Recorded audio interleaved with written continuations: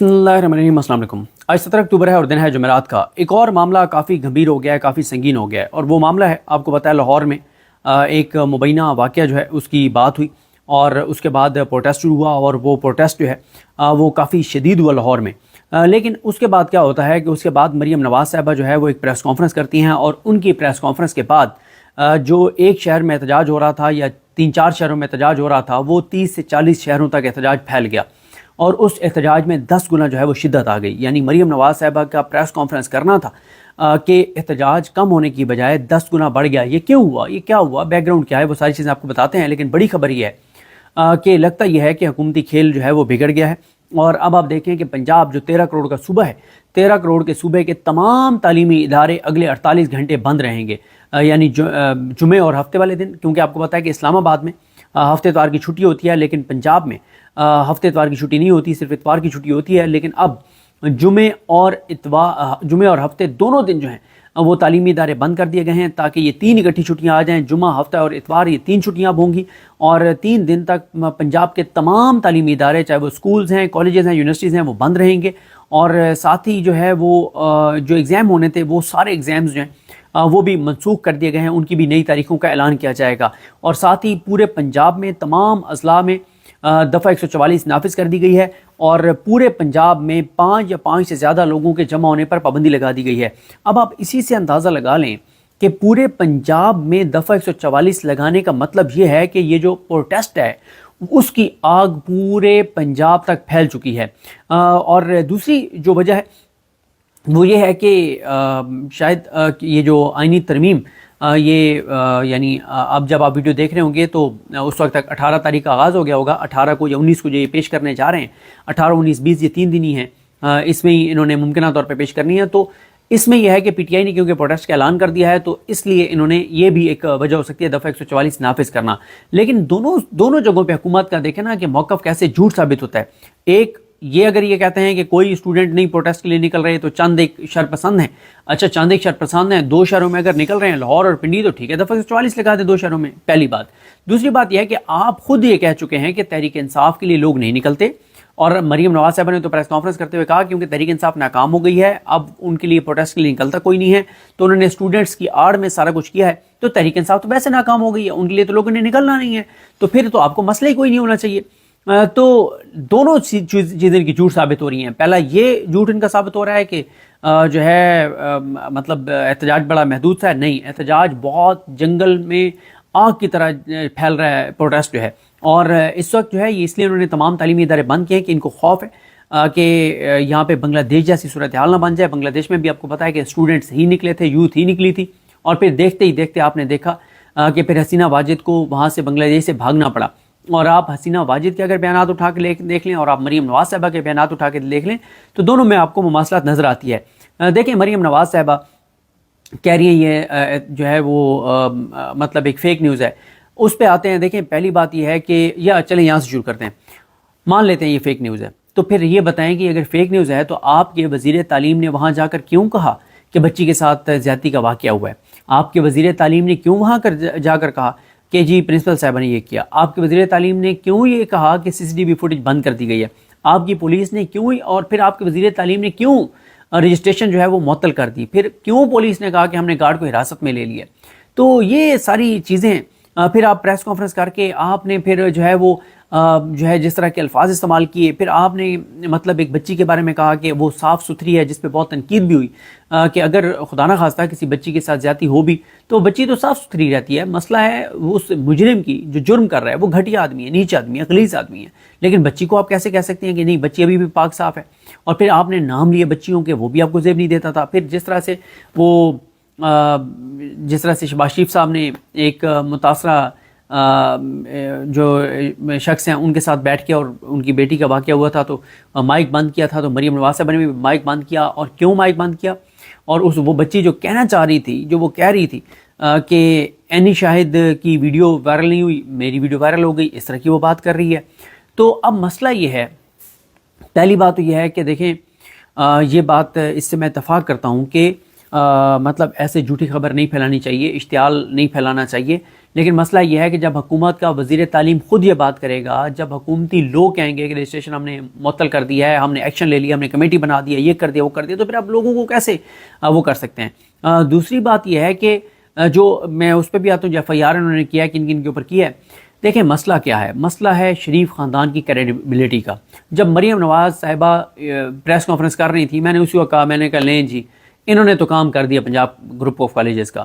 مسئلہ یہ ہے کہ مریم نواز صاحبہ نے اپنے طرف سے تو مطلب بہت بڑی فیور دی پنجاب گروپ آف کالجز کو، جب انہوں نے ان کو آ کے ڈیفینڈ کیا اور کہا کہ ایسا کوئی واقعہ نہیں ہوا. لیکن اس وقت میں نے ایک مثال دی تھی، اس مثال پہ نیچے اگر کوئی 400-500 لوگوں نے کمنٹس کیے تھے تو 400-500 میں سے 1 2 یا 3 تھے جنہوں نے مجھے کہا کہ آپ کی مثال نہیں دینی چاہیے. میں مثال دوبارہ دے دیتا ہوں اور کلیریفائی بھی کر دیتا ہوں کہ میں نے یہ کہا تھا، اور وہی مثال آپ ذہن میں رکھیں کہ اگر کوئی اللہ کا ولی گزرا ہے اور 500-600 سال پہلے گزرا ہے اور تمام مسالک کا کنسنسس ہے اس اللہ کے ولی کے اوپر کہ وہ واقعی اللہ کا ولی تھا، آج تک 500-600 سال میں ایک شخص نے بھی اس کے اوپر سوال نہیں اٹھایا کہ نہیں یار وہ اللہ کا ولی نہیں تھا، جس کے اوپر 500-600 سال کا کنسنسس ہے تمام مسالک کا کہ وہ اللہ کا ولی تھا. لیکن آپ ایک مرتبہ اس اللہ کے ولی کے حق میں بات کروا دیں شہباز شریف سے، نواز شریف سے، مریم نواز سے، عطا طرر سے، عظمہ بخاری سے، مریم اورنگزیب سے، ان لوگوں سے ایک بار ان کے حق ان کی زبان سے نا اس اللہ کے ولی کے حق میں بات کروا دیں، کروڑوں لوگ اس اللہ کے ولی پر سوال اٹھا دیں گے کہ وہ واقعی اللہ کا ولی تھا یا نہیں تھا، جس کے اوپر 500-600 سال سے کنسنسس ہے کہ وہ اللہ کا ولی ہے. کسی کو آج تک 600 سال میں کوئی اختلافی آواز نہیں آئی. ایک ان کی زبان سے آپ بیان دلوائیں اور پھر آپ دیکھیں اس اللہ کے ولی کے خلاف کتنی باتیں ہوتی ہیں. یہ میں مثال دی ہے میں نے. دیکھیں بات یہ ہے کہ جس کی یہ تعریف کریں گے لوگ اس کے خلاف ہو جائیں گے، جس کے حق میں یہ بات کریں گے لوگوں سے اس سے نفرت ہو جائے گی، جس کے ساتھ یہ کھڑے ہوتے جائیں گے لوگ اس کے خلاف ہوتے جائیں گے. ان کی کریڈیبلٹی کا مسئلہ ہے، پہلی بات. دوسری بات یہ ہے کہ دیکھیں میں یہ بھی آج کل آپ کو مثال دیتا ہوں، جو اشرف باجوہ نے ایک فگر شیئر کیا تھا کہ جس دن PTI کا یہ چند ہفتے پہلے 2-3 ہفتے پہلے جب پنڈی میں پروٹیسٹ تھا PTI کا، تو کیا ہوا تھا؟ پنڈی میں تحریک انصاف کا پروٹیسٹ تھا. ہمارے ڈیجیٹل میڈیا کے لوگوں نے جا کے اس پروٹیسٹ کو دکھایا، یوٹیوبرز نے دکھایا، کیونکہ میڈیا تو آپ کو پتا ہے بلیک آؤٹ کر چکا ہے. سوشل میڈیا نے دکھایا. جن یوٹیوب چینلز نے PTI کا وہ پروٹیسٹ دکھایا، ان یوٹیوب چینلز کے کل ویوز جو ہیں وہ 2.40 کروڑ تھے. اور اس دن پروٹیسٹ کے خلاف جو پریس کانفرنسز کی نون لیگ والوں نے، وہ ساروں کی پریس کانفرنسز کے ویوز ملا کے 77,000 تھے. اب آپ خود ذرا بیٹھ کے رک کے ذرا ایک لمحے کے لیے سانس لیں اور ذرا تھوڑا سا جہاں بھی آپ بیٹھے ہیں ٹیک لگا کے سوچیں. 2.40 کروڑ ایک طرف، صرف 77,000 ایک طرف، کوئی مطلب کوئی فرق سمجھ آتی ہے آپ کو؟ اس سے اندازہ ہوتا ہے کہ ان لوگوں کی شکلوں سے لوگوں کو مسئلہ ہو گیا ہے. ان کی شکلیں سامنے آتی ہیں، لوگ ٹی وی بند کر دیتے ہیں. ٹی وی ویسے آج کل کتنے لوگ دیکھتے ہیں آپ کے سامنے ہیں. ان کی یوٹیوب پہ تصویر آتی ہے، لوگ چینل سے گزر جاتے ہیں. اور مجھے تو یقین ہے کہ جن یوٹیوب چینلز پہ ان کی شکل آتی ہوگی تو وہ یوٹیوب پہ نا ایک آپشن ہوتا ہے، آپ آپشنز میں جائیں نا تو وہ یوٹیوب آپ کو کہتا ہے، آپشن پوچھتا ہے کہ آپ ڈونٹ ریکمینڈ کر دیں یا ناٹ انٹرسٹڈ کر دیں، تو وہ پھر یوٹیوب چینل آپ کے سامنے نہیں آتا. تو میرا خیال ہے کہ جن یوٹیوب چینلز کے اوپر یہ آتے ہوں گے ان کو لوگ جا کے ڈونٹ ریکمینڈ کر دیتے ہوں گے، ناٹ انٹرسٹڈ کر دیتے ہوں گے تاکہ وہ یوٹیوب چینل ہی لوگوں کے سامنے نہ آ جائیں. اتنی ان کے حوالے سے سینٹیمنٹس نیگیٹو ہیں. اب دیکھیں اگر یہاں پہ مریم نواز صاحبہ کی بجائے کوئی اور ایسا بندہ جس کو لوگ سنتے ہیں، جس پہ لوگ اعتماد کرتے ہیں، بھروسہ کرتے ہیں، کچھ پروفیسرز آ جاتے ہیں، کچھ والدین آ جاتے ہیں سامنے کہ ہم نے جی تحقیق کی ہے، ایسی کوئی بات نہیں ہے، پلیز ایسا نہ کریں، لوگ ان کی بات سنتے. ان کا مسئلہ یہ ہے کہ ان کو لوگ سنتے ہی نہیں ہیں. اور لوگوں کو جب کو بتاتا ہے نا کہ مریم نواز نے یہ بات کی ہے اور فلاں کے حق میں بات کی، تو لوگ اس سے نفرت شروع کر دیتے ہیں جن کے حق میں انہوں نے بات کی ہوتا ہے. یہ سب سے بڑا مسئلہ ہے اس وقت، ان کی کریڈیبلٹی کا مسئلہ ہے. یہ جس کے حق میں بات کریں گے لوگوں کو اس سے نفرت ہو جائے گی. جس ادارے کے بارے میں، جس شخصیت کے بارے میں، جس شخص کے بارے میں، جس فرد کے بارے میں، جس اینکر کے بارے میں، جس صحافی کے بارے میں، جس کے بارے میں یہ ہوگا نا کہ وہ شریف خاندان کے ساتھ ہے، لوگ اس کے خلاف ہو جائیں گے. مسئلہ ہے ان کی کریڈیبلٹی کا. پھر یہ پنجاب پولیس کے ذریعے اسٹوڈنٹس کو جس طرح سے بدترین تشدد کا نشانہ بنوا رہے ہیں، مطلب 500-600 اسٹوڈنٹ انہوں نے گرفتار کروا لیے ہیں، ان پہ تشدد، لاٹھی چارج، اس سے نفرت بڑھ رہی ہے. دیکھیں ایک ویڈیو بھی کافی ہوتی ہے لوگوں کے اندر غصے کے لیے. اور پھر اسد اللہ خان صاحب نے درست بات کی کہ لوگوں کے اندر نفرت اس وقت اتنی بھر گئی ہے، ایگریشن اتنا ہے، فرسٹریشن اتنے ہے، انہوں نے فرسٹریشن کہیں تو نکالنی ہے. اور ظاہر یہ واقعہ ہو گیا، یہ بات ہو گئی. میں نہیں یہ کہہ رہا کہ واقعہ ہوا ہے، نہ میں یہ کہہ رہا ہوں کہ نہیں ہوا. بھائی اس کے اوپر تحقیقات کروائیں نا، جوڈیشل کمیشن بنائیں. جوڈیشل کمیشن عالیہ نیلم صاحبہ پہ نہیں. اس وقت نا پاکستان کے بچے بھی اتنے، ویسے تو کہتے ہیں نا بچے غیر سیاسی ہوتے ہیں، نہیں، پاکستان کے بچوں کو بھی پتہ ہے کہ کون سا جج کیا ہے، کون سا جج قانون کے ساتھ ہے، کون سا نون کے ساتھ ہے، کون سا اپنے حلف کے ساتھ ہے، کون سا شریف خاندان کے ساتھ ہے، کون ملک کے ساتھ ہے، کون اس نظام کے ساتھ ہے، کون 25 کروڑ لوگوں کے لیے سوچتا ہے، کون چند مٹھی بھر اشرافی کے بارے میں سوچتا ہے، بچوں کو بھی پتہ ہے۔ آپ دو طریقے سے یہ پروٹیسٹ رکوا سکتے ہیں فوری طور پہ۔ ایک، آپ 5 رکنی سپریم کورٹ کا کوئی بینچ بنا دیں جو اس کیس کو سنے، جس کی سربراہی آپ دے دیں منصور علی شاہ صاحب کو یا منیب اختر صاحب کو۔ اس بینچ میں آپ شامل کر دیں اطہر من اللہ صاحب کو، اس میں آپ شامل کر دیں جسٹس عائشہ ملک صاحبہ کو، اس میں آپ شامل کر دیں جسٹس ملک شہزاد احمد خان صاحب کو، اس میں آپ جسٹس عقیل عباسی کو شامل کر دیں، اس میں آپ محمد علی مظہر صاحب کو شامل کر دیں، اس میں آپ حسن نظر رضوی صاحب کو شامل کر دیں۔ ان ججز کو آپ شامل کر دیں جن کے پر لوگ اعتماد کرتے ہیں کہ یہ لوگ اپنے حلف کے ساتھ کھڑے ہیں، یہ پاکستان کے ساتھ کھڑے ہیں۔ یقین کریں 1 گھنٹے کے اندر اندر سارے اسٹوڈنٹس گھروں میں چلے جائیں گے اور بیٹھ جائیں گے آرام سے کہ نہیں، یہ جو جج ہیں یہ اپنے حلف کے ساتھ چلنے والے ہیں، اپنے حلف سے وفا کرنے والے ہیں، یہ پاکستان کے ساتھ وفا کرنے والے ہیں، یہ آئین اور قانون کے ساتھ وفا کرنے والے ہیں، لوگوں کو اعتماد ہو جائے گا۔ دوسرا ہو نہیں سکتا کہ قیدی نمبر 804 کا ایک بیان آ جائے کہ اسٹوڈنٹس قانون ہاتھ میں نہ لیں، اور یہ میں نے اپنی ایک کمیٹی بنائی ہے اور یہ اس معاملے کو دیکھے گی، اسٹوڈنٹس تسلی رکھیں، اگر کچھ ایسا آیا تو یہ کمیٹی بتائے گی آپ کو، اس وقت تک آپ آرام سے بیٹھتے ہیں، ایک اسٹوڈنٹ بھی باہر نہیں آئے گا۔ یہ ہوتی ہے کریڈیبلٹی دیکھنی ہے تو وہاں کے پی کی حکومت کی دیکھیں۔ بنو میں واقعہ ہوتا ہے، جانیں چلی جاتی ہیں، دھرنا ہوتا ہے، علی امین گنڈا پور جاتا ہے، دھرنا ختم ہو جاتا ہے پرامن طریقے سے۔ پھر آپ دیکھ لیں ابھی پی ٹی ایم والا جرگہ، پہلے وفاقی حکومت اس کو ڈیل کرنے لگتی ہے، 4 جانیں چلی جاتی ہیں، جب علی امین گنڈا پور انوالو ہوتا ہے وہاں پہ چیزیں جو ہے وہ اچھے طریقے سے ہو جاتی ہیں۔ کیوں؟ کیونکہ کے پی کے کی جو حکومت ہے وہ فارم 45 والی ہے، فارم 47 والی نہیں ہے۔ ان کا مسئلہ ان کی کریڈیبلٹی کا ہے۔